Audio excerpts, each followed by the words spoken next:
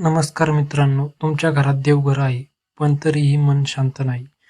पैसा येतो पण टिकत नाही. घरात वाद, अडचणी, तणाव वाढत चालला आहे. तर कदाचित कारण आहे देवघराची चुकीची रचना.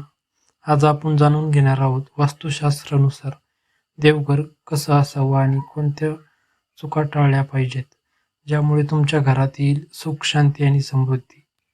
देवघराची योग्य दिशा. वास्तुशास्त्रानुसार देवघर नेहमी ईशान्य दिशेला असावं.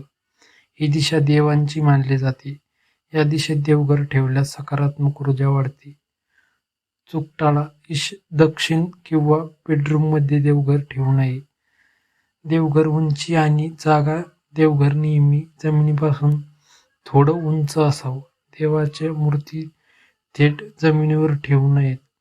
पूजा करताना बसून पूजा करा, यामुळे मन स्थिर राहतं. मूर्तीचे योग्य ठेवण. देवांच्या मूर्ती नेहमी पूर्व किंवा पश्चिम दिशेकडे असाव्यात. पूजा करताना तुमचं तोंड पूर्व किंवा उत्तर दिशेला असावं. खूप मोठ्या किंवा तुटलेल्या मूर्ती ठेवू नका. एकाच देवाच्या अनेक मूर्ती ठेवणे टाळा.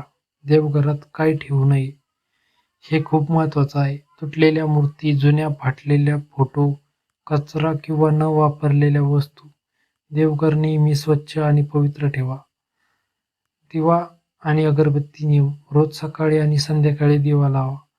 तूप किंवा तिळाच्या तेलाचा दिवा शुभ मानला जातो. दिवा दक्षिण दिशेला ठेवू नका. रंग आणि सजावट.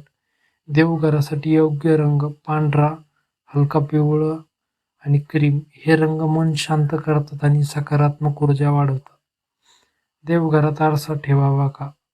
देवघरात आरसा ठेवणे टाळा, कारण यामुळे ऊर्जा विचलित होते. मित्रांनो, देवघर फक्त एक जागा नाही, ती तुमच्या घराची ऊर्जा केंद्र आहे. जर तुम्ही हे नियम पाळले तर तुमच्या घरात नक्कीच सुख, शांती आणि भरभराट येईल. जर तुम्हाला अशाच आध्यात्मिक माहिती हवी असेल तर व्हिडिओला लाईक करा, चॅनलला सबस्क्राईब करा आणि कमेंटमध्ये लिहा. जय जय स्वामी समर्थ. धन्यवाद.